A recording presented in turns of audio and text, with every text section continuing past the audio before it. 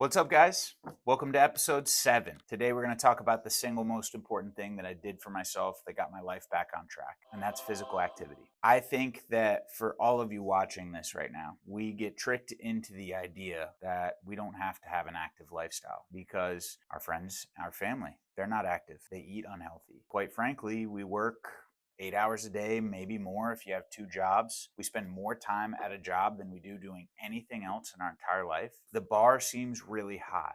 When we see people that are super fit walking around, we look at it as an unachievable accomplishment because sometimes there's people out there that'll tell you that they're working out for 2 or 3 hours at a time. That seems really out of reach for people, especially if you're watching this right now and you're tremendously out of shape. I just want to reiterate something that I've mentioned in a previous episode. You stumbled into your system of life on accident, but that system was created on purpose to put you there. It's not about beating yourself up and saying, oh, I've been really inactive, or I'm lazy, or I'm struggling with my weight or my appearance. It's really just about recognizing that exercise is mandatory. Exercise is a part of who you are. Exercise is a part of your ancestry. We come from a lineage of basically being an ape. Apes, animals, tigers, lions, bears, they live in the natural world. What we've created for ourselves is a very unnatural world. And so we lie to ourselves when we say, hey, you know what? I don't need to work out, right? It's not required. Didn't like PE when I was in high school. I'm telling you right now, it is required. And if you don't do it, that's okay. It's on you. But your quality of life will continue to deteriorate as you get older. And your quality of life now is probably reduced because you're not active. So, I'm going to share with you today some science based evidence that tells you why exercise is good. I'm going to tell you what it did for me. I'm going to tell you about a lot of different things. Probably heard many of them before, but let's get started. There's some videos floating around because I find myself doom scrolling from time to time. One of the videos talks about the science behind survivability with cancer. If you exercise and you have a higher amount of muscle mass, you can actually improve your odds of surviving. It was told to me as if it was the single most important factor that played a role in the recovery post cancer for this person. Because they worked out, because they had higher muscle mass in their body, they were much more survivable with cancer. And in this particular case, survivability went from 71.8 for people who were active to 62.7% for those who are inactive. It does matter. And if you're already a fighter, when you have that fight coming, you're going to be stronger for it. Mental health is probably the single most important thing that I'll talk about when it comes to fitness. I can tell you the person I've described to you before, who I used to be, was not a happy human being. But when I started working out, it was out of desperation. I didn't know what I was doing. I had never been trained on how to bench press or squat. YouTube wasn't really prominent for that type of advice. So I went to the gym just to figure it out. And honestly, I was an idiot. I would go to the gym each day doing every muscle group and trying out different pieces of equipment, using them inappropriately. Just trying something actually started a habit for me that turned into a more developed aspect of my life, and I was able to become more knowledgeable about the gym. But the mindset aspect of it is my favorite part. When I go to the office, I have a stressful day. My door is open. I have people coming in asking me questions all the time. I have decision fatigue, and quite frankly, the industry that I work in is highly scrutinized, highly regulated. I'm not allowed to talk about it on social media. I'm not allowed to make claims. All of these things play a role into my daily stress, but I get paid to do something once. And I used to find myself in the habit of coming home after work and telling my girlfriend about how stressful my day was, or talking to my parents and complaining about my day. But quite frankly, that's like going to work twice in the same day. And I was noticing that after a long day at the office, if I go straight to the gym and I work out for 45 minutes or an hour, when I'm done, I don't need to talk about it anymore. I don't need to complain about it anymore. I've expended my energy and I've had my therapy session, which is why I love working out after work. I skip rush hour traffic. I process my day. I come home a little bit exhausted. And when I go to bed at night, I'm going to sleep better because of it. As far as improving mental health, there are studies that'll show that people with anxiety, depression, different mental disorders that they're struggling with will actually see some relief from exercising. It's not just therapy for me, it's therapy for you. Don't you want to sleep better? Science shows that exercise is going to improve the ability to sleep, and quite frankly, it's not all that scientific. If you exhaust yourself every single day at the gym, guess what? When you lay down in bed, you're not going to be sitting there wondering what you need to do the next day. You're going to be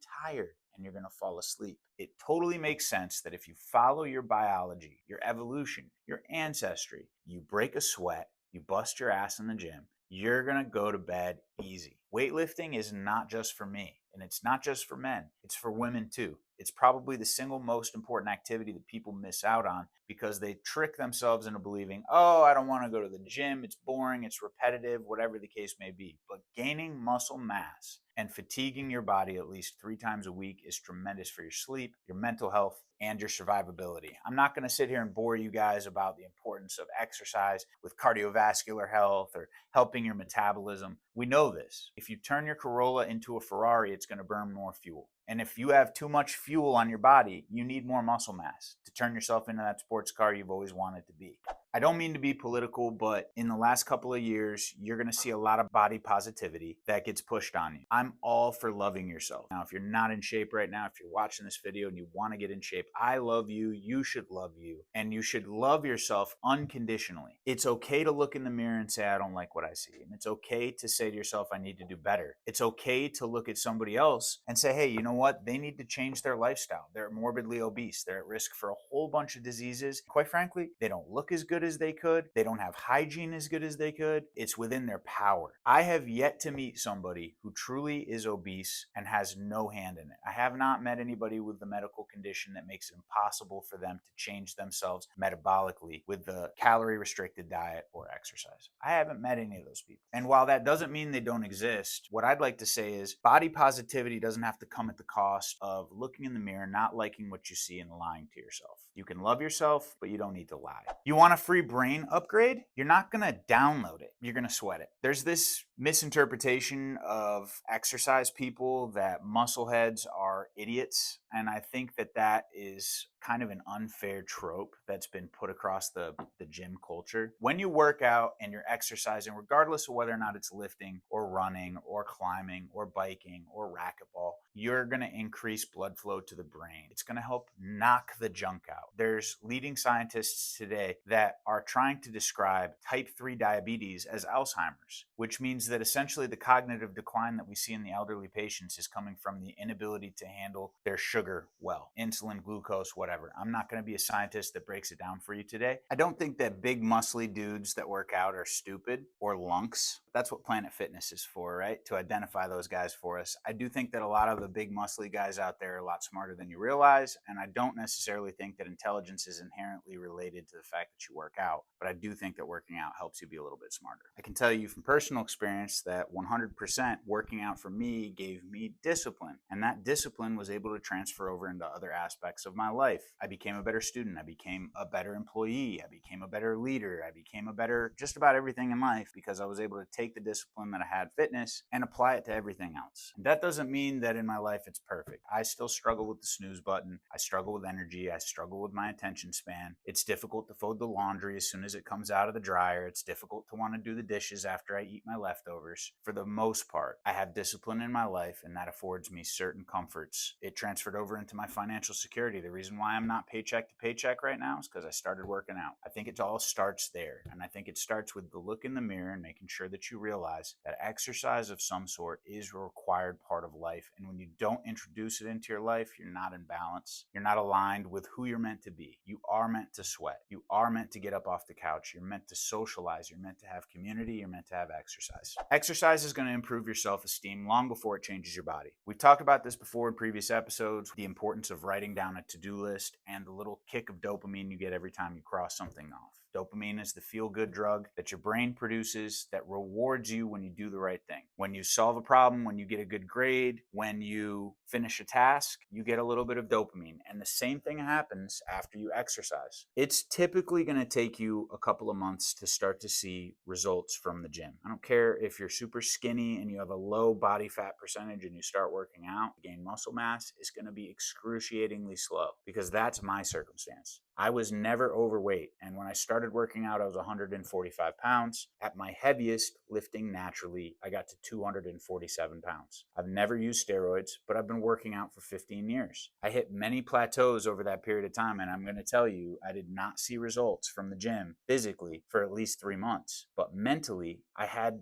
results immediately. I did what I said I was going to do. I kept the commitment to myself, and that felt good. And I suddenly found myself with more energy and enthusiasm for the things that I usually didn't like to do because of the exercise that I had completed. Exercise reduces your baseline cortisol. Cortisol is a stress hormone. While it does sound like it sucks because you're going to see a lot of videos about cortisol, it's also important for the function that wakes you up out of bed in the morning. So you do need cortisol. You just don't need too much of it. When you exercise, it reduces that. Completing the workout gives your brain a little bit of a task complete sensation. So it's going to help you get a little oomph and feel good about yourself. You can start seeing yourself as somebody who follows through and as a person who keeps commitments with themselves. I see this all the time. We don't trust ourselves. We told ourselves we were going to sit down and read every night before we went to bed. We told ourselves we were going to put the phone down and stop doom scrolling. We told ourselves we were going to quit smoking every January 1st, but here we are, still smoking. When we break those promises with ourselves, it comes through as a lack of confidence. It comes through as a lack of self-respect. It comes through as negative self-talk. So all I'm really trying to tell you is you can pick anything on the list of what's wrong with you, and you could start with fitness, and it's going to help translate into everything else. Now I'm going to give you guys some tips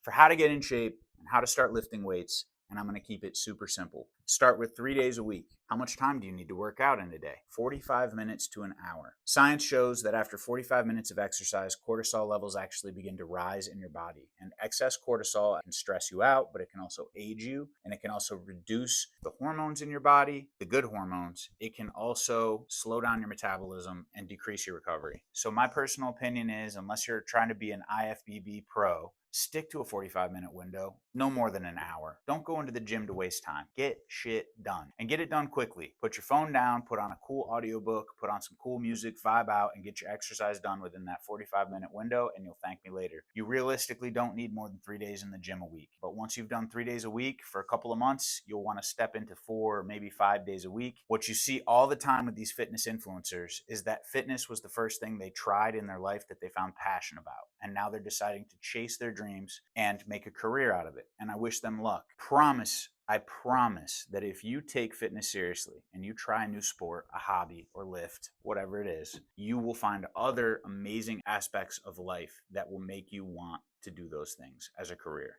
How do you get started in the gym? 45 minutes to an hour, 3 days a week. Give yourself 2 months before you expect to go to 4 days a week. And in my personal opinion, for women and men, these are the 3 most important exercises, and these are your 3 days. Bench press, deadlift, and squat. Bench press is a pushing motion. Deadlift is a pulling motion, and squatting is for the legs. Some of you watching this who know a little bit about powerlifting or weightlifting in general are going to say, but Avi, deadlifting and squatting both work the legs. Yes, they do. But deadlifting, if done correctly, which will come with time as you become more proficient with the lift, is not just for the legs. It's going to work your traps, your back shoulders, your muscles that parallel the spine, your glutes, your hamstrings, everything. Deadlifting and squatting, because you have to introduce a lot of core stability, are going to pretty much work your entire body. But what I'm not saying is squat, bench, and deadlift, and those are the only exercises. I'm saying if you're going to do bench press, do some cable flies. And if you're going to deadlift, do some lat rows, do some pull downs, do some pulls. And if you're going to squat, you can also incorporate a little bit of leg press. But my personal opinion is a great workout routine should be 75% of these 3 lifts. You can spend 45 minutes in the gym doing nothing but squatting, and you'll have amazing leg development. But this is where you should start. Now, if you're really out of shape and you lack the mobility, or you're not sure that it's safe for you to start squatting, deadlifting, or bench pressing, there are a lot of YouTube tutorials out there that will teach you proper form. And there's also YouTube videos out there that will show you the exercises you should do before attempting those lifts. Again, I'm not a personal trainer. I just happen to be a little bit anal about form. I think it's the most important thing. And I think when you guys do start your fitness journey, it's going to be exciting for you to always add more and more weight. But before the weight, form is the most important thing. And you should give yourself time and practice to get better at the form, so that when you do fail on a lift, which happens, it's not because your form gave out. It's just because you weren't strong enough that day. The last subject here, steroids are an amazing tool. HRT, TRT, Tren, D-ball, Anavar, all these drugs that are out there, they can be amazing tools. I personally have never used them, but that doesn't mean that I'm going to judge you if you decide to go down that path. But my personal recommendation is you should seek a doctor's advice, obviously legally. My personal recommendation is that you should never do those drugs. But if that's something that you want to do, give yourself time working out naturally to see how your body responds. If you're watching this video and you're a 24-year-old male, your testosterone is likely the highest it's ever going to be. Even if your testosterone is low because you're 80 pounds overweight, you don't get any sunshine, you sit in front of the computer all day, and you eat crappy food, once you introduce fitness, you'll watch your levels rebound. You probably don't need hormone replacement therapy. You probably don't need to take an external source of testosterone. That's just my personal recommendation. As we've mentioned before in previous videos, don't ask for life to have cheat codes. And for a lot of you guys that are watching these fitness influencers and you see these unrealistic body standards that are set, I want to remind you something. Most women do not care if you're super jacked. Most women actually find it a turnoff, and the only people you're getting compliments about for your rear delts are dudes. So unless you're really all that into compliments from dudes as a dude, you probably don't need steroids because most women don't find it attractive. Don't take fitness advice from people who are juiced to the gills that tell you otherwise. You can obtain an amazing physique naturally. There's a lot of people out there that their brand is built on a lie. Mike O'Hearn's great example. He'll probably sue me if he ever sees this video. This dude right here, he's in his 50s. He looks like a Greek god. He's clearly not natural, but the game and the lie and the joke all these years has been that this guy's claimed natural his entire life. It sets an unrealistic expectation. You should always shoot for the moon, but you should hold yourself accountable to a realistic outcome, and you should start small. And if you're ever going to consider steroids, don't do it right away. Give yourself time to see what your body is capable of naturally, and if you push yourself. For the ladies that are watching these videos, you will not get bulky by lifting like a man. Our hormones are diametrically opposed. Men and women both have estrogen and testosterone, but they have different levels. Muscle mass is a determining factor for how much fat you can burn. And the more muscle mass you have on your body as a woman, the easier it is for you to regulate your weight. So if you're a girl watching this right now and you want to get in shape, cardio may not be your best friend. Running on the treadmill every single day may just beat up your body. Gaining muscle mass is going to help you tone up and look amazing and feminine. Women who are able to gain muscle mass and have a physique like myself generally have to use anabolic steroids in order to do so, and I can guarantee you that's probably not your goal when you're watching this video. It's about having a healthy body, a healthy mind, an active life, and a successful one. And if you guys want to chase a better destiny than the path that you're on right now, fitness needs to be your friend and by your side the whole way through. As always, guys, thanks for watching this video. Hope you enjoyed. Drop a comment below. And if you need help or tips exercising, just reach out. I'm happy to share with you.